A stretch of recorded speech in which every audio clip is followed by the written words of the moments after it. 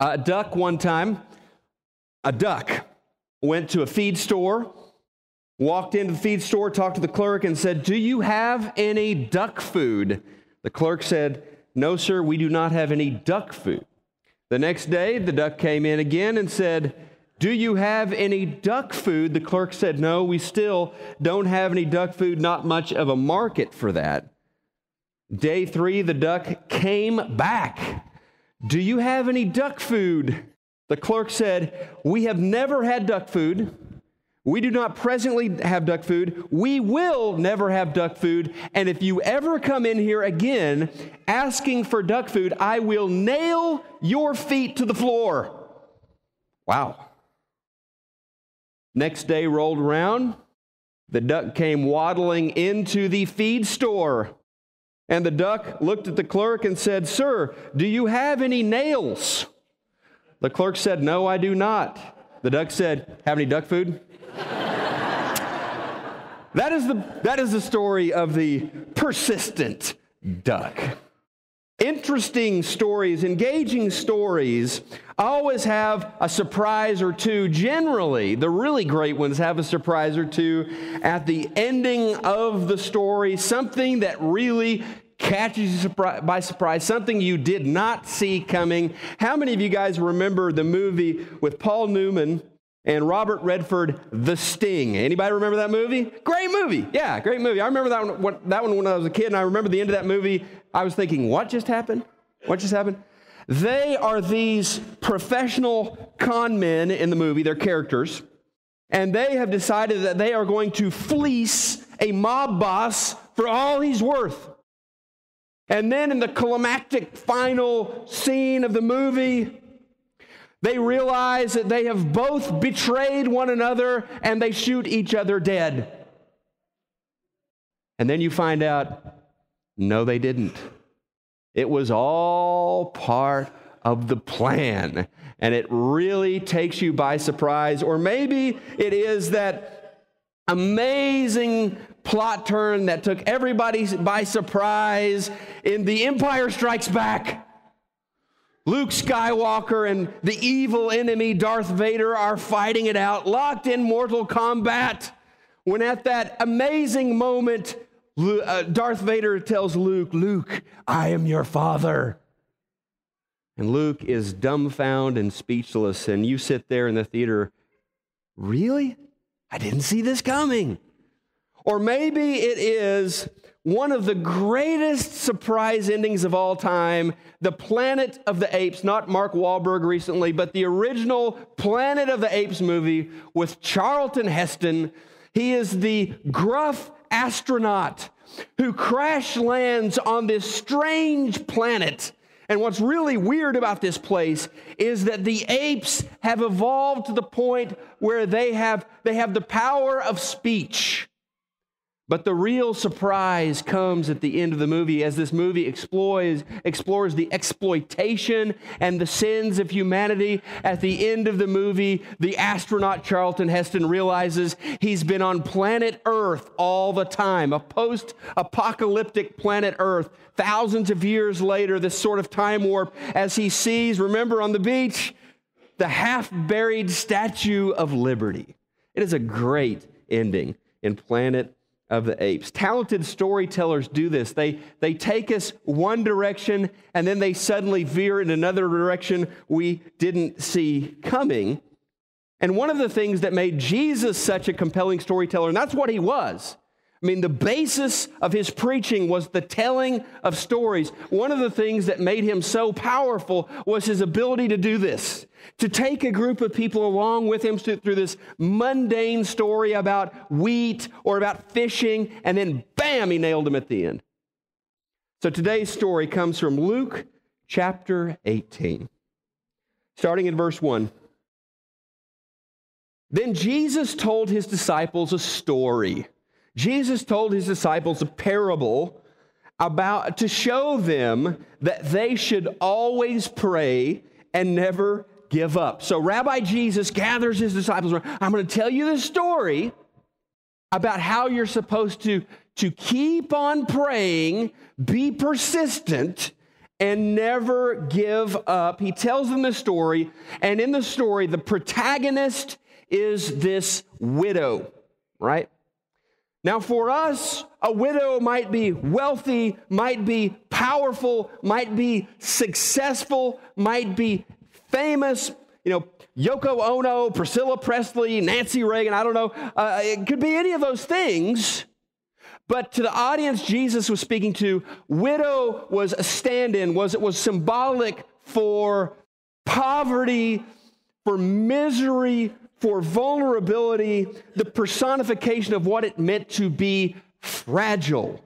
In the first century, widows lived in this basic state of dependency on the kindness of others. If he was telling the story today, Jesus might talk to us about an old homeless woman dressed in rags, pushing around her few worldly possessions in a shopping cart in downtown Dallas, right? That is the image of a widow that the audience would have seen and experienced when he talked about this widow in Luke chapter 18. So she's down and out. And the plot thickens as we find out that not only is she vulnerable and weak and dependent on others, but this widow has an enemy. There is someone out to get her. We don't know much about this adversary. We don't know why he wants to hurt her. We don't know what he is doing to exploit her. We don't know how this individual is taking advantage of her, intimidating her, or threatening her, but we know that there is some scoundrel who is out to get her, and she does not know where to turn. Perhaps if she had had some sons, they might stand up for her. Perhaps if she had connections, she might be able to call in a favor or two and get someone to help her out in this situation. Perhaps if she had received a large inheritance, which widows did not receive any inheritance back in those days. If she had received a large inheritance or had that, however, she might have been able to, A, hire one of the best attorneys to defend her interest in court, or B, grease the wheels of justice, bribe the judge, and get her judgment. But she didn't have these options. She didn't. She was basically on her own. So the one thing that she comes up with, the only thing she can think of to do, is to go and petition the judge, perhaps with the judge's sense of justice, perhaps out of the kindness of his heart for her situation. The judge will do something for her, will defend her cause. But Jesus then rips the rug out from under any notions that this guy will do any of that by telling us in verse 2 that the judge, quote, neither feared God nor cared about people. The judge did not fear God, did not care about people. So if the widow's only option is to go before this guy and try to get justice from him, it is a complete long shot. For starters, the judge didn't fear God. This is kind of what's wired into, what's burned into that idea of the judge not fearing God. Didn't really have an innate sense of right and wrong. Didn't fear. Some people, the only reason they do what's right is they're afraid of going to hell, or they're afraid of some spiritual forces at work that will punish them, or some sort of karma that will end up catching up with them. And that's the only reason some people choose to do the right thing. Well, this guy doesn't have any of those sort of mechanisms in place to cause him to do what is right. He's kind of his own God, has no fear whatsoever of eternal judgment or eternal things or God. To further complicate things for the old widow, doesn't care about people. This guy doesn't care about people.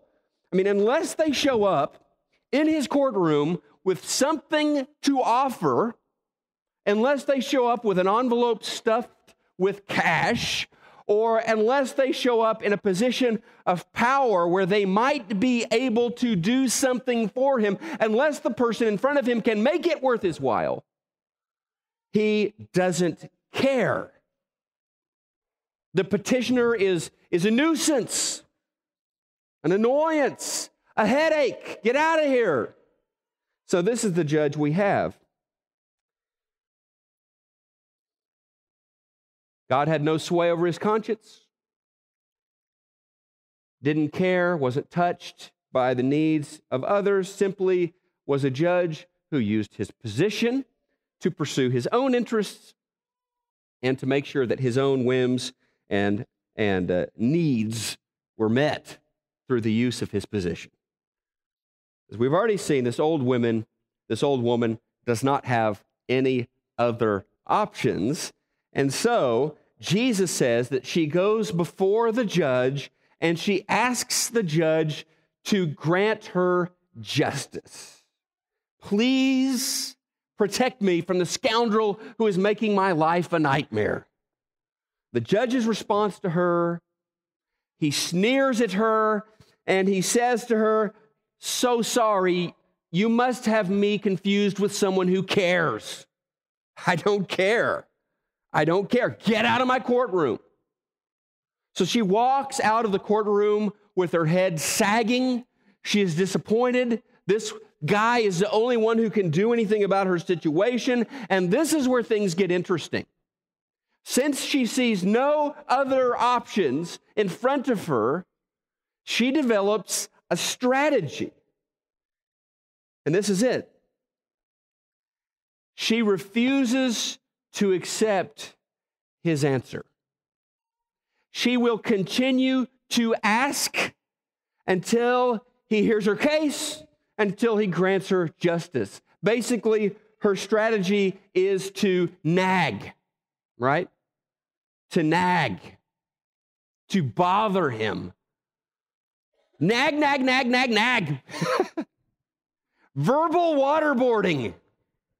The Rand Paul of the first century, she is going to filibuster this judge until he's had enough. Okay, I give in. You win. When he leaves his house in the morning with his jogging suit on, she will be there at the front desk. Hear my case. Grant me justice. When he gets dressed and showered and goes to the office, she's in the waiting room. I don't have any space today. I don't have any time. I'll just wait. Maybe something will come available. I'm here. Hear my case. When he takes his family, okay, I'm embellishing this a little bit, but when he takes his family out to Red Lobster, she walks up to the table. Can your daddy do something to help me? I really need his help. Everywhere he goes, walking the dog, cruising down the sidewalk, she's there. And she's asking over and over and over again. She is the persistent widow. Remember, this judge is not interested in pleasing God. He doesn't fear God, not interested in the needs of other people. But she figures, if I can make myself enough of a nuisance, suddenly it becomes in his interest to resolve my case so that he can finally be rid of me. I don't know if you've ever tried this approach before. Maybe you have. I remember when I was 8, 9 years old. Mom, Dad, if you're watching this morning, I have no doubt that you will remember this. The Atari 2600 was born. Remember, we went from Pong, right, ding, ding, ding, to being able to play like arcade type of games in your home. I'm not going to pretend to know what the latest, greatest video game console is today, but I can tell you the one that started it all was the Atari 2600. And I determined that my life would be complete in every way if I had this video game system, and I did not have money. I had no chance of coming up with that much money, and so my only chance was to convince my parents to give me this for Christmas. And Mom and Dad, you remember the avalanche of marketing I launched, telling you about all of the benefits of the Atari 2600, telling you how it would make me happy.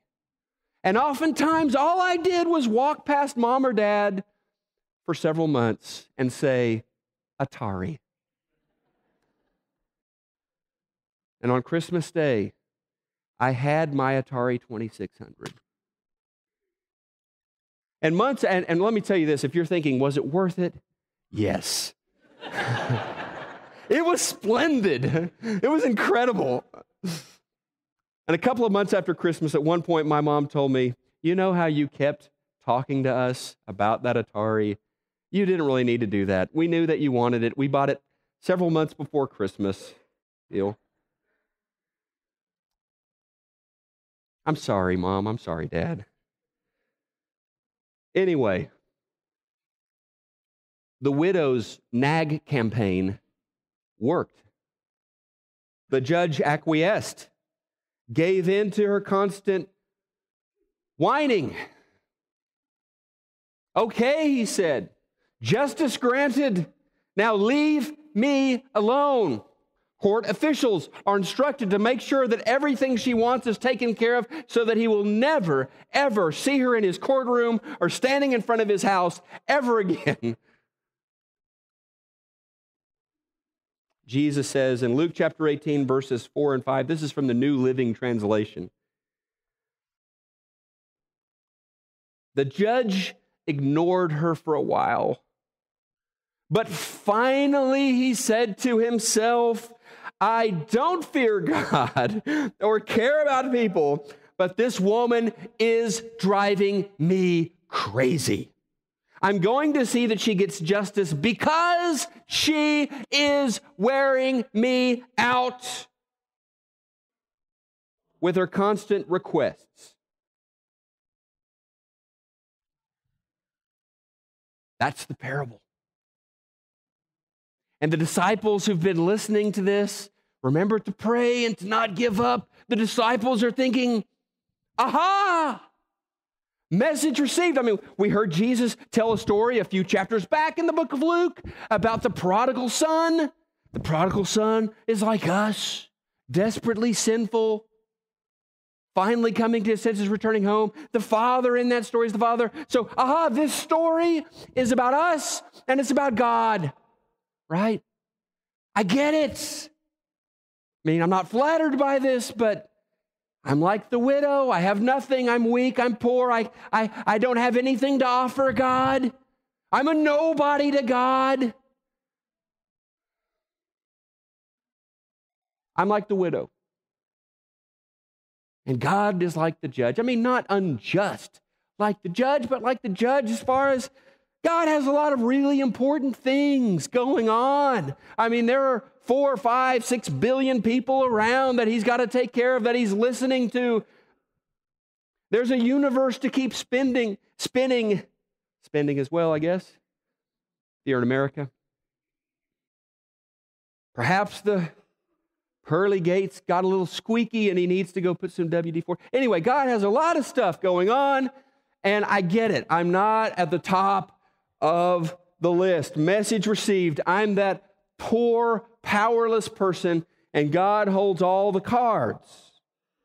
And he's not unjust like the judge in the story, but I get it. He's busy, has important things to do. And for me to get noticed, I mean, I'm going to have to do something extraordinary to get noticed, right? I mean, I'm going to have to pray beautiful prayers, articulate beautifully and spiritually my thoughts, or I'm going to need to do something super religious that kind of grabs his attention, or I'm just going to need to repeat the same prayer over and over and over again like dripping water until he finally wears out and gives in to my request. Persistent widow. Pray and not give up. Does this sound a little off to you? Does this sound a little strange to you? It should. It should. Right as the disciples think they have this figured out, Jesus puts a sudden plot twist in. Listen to verses 6 to 8. Then the Lord, Jesus said, Learn a lesson from this unjust judge. Even he, those are words to circle there in your mind, even that guy, even that unjust judge rendered a just decision in the end. So don't you think that God will surely give justice to His chosen people? Not a nobody. Not some blip on His radar screen, but a chosen person. Jesus is going to tell us, and Paul is going to tell us, or Paul rather is going to tell us, we've been adopted as children to God. Isn't He surely going to give justice to His chosen people who cry out to Him day and night? Will He keep putting them off? I tell you, He will grant justice to them quickly when the Son of Man returns. How many will He find on earth who have faith? It's kind of funny what Jesus does. Essentially, He says, do you remember the story I just told you? Well, God is not like that judge. And you are not like that widow. God is not uncaring. God is not unjust. And you are not a nobody to God. You are chosen. You are precious. You're His child. And as Jesus modeled earlier for us, when His disciples said, teach us how to pray, everyone on planet Earth remembers how He began His prayer. Our Father, who art in heaven. Our Father, our Dad, our Abba, who art in heaven. And then in Matthew chapter 7, verse 11, He says, no offense, guys, but you're not the greatest dads around. You're not the greatest fathers around. But even you, if your son asks for a piece of fish, you're not going to hand him a snake. Again, God is a perfect, wonderful Father. We may not be, He is. And we don't approach God as an unfamiliar plaintiff, making our case, arguing our cause, but we approach Him as sons and daughters, cherished and loved. And when you know how loving God is, and when you know how precious you are to Him, then you pray with more freedom, you pray with more confidence, you pray with more trust because you know that He's listening to every word you pray. And you can begin to pray with faith, allowing God in His wisdom and in His power and in His love for you, allowing Him to answer your prayers in the ways that He sees best. So the surprise ending, the twist in the parable of the persistent widow is that we tend to think that God must have better things to do than to think about us, than to hear about our rebellious child, or hear about our problem with too much spending and too little income, than to hear about our problem with our neighbors, than to hear about our problem with cancer.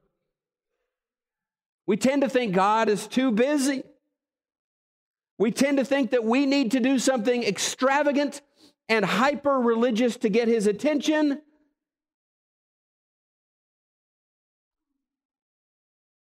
But it's not like that. God loves us.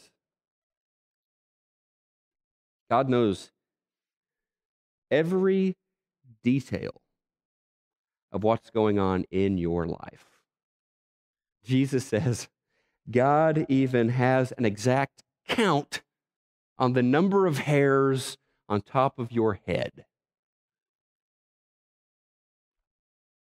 So do you need a good plot twist this morning? Is there something about the script, the screenplay that you're living out that simply cannot continue as it is? Is there a change needed?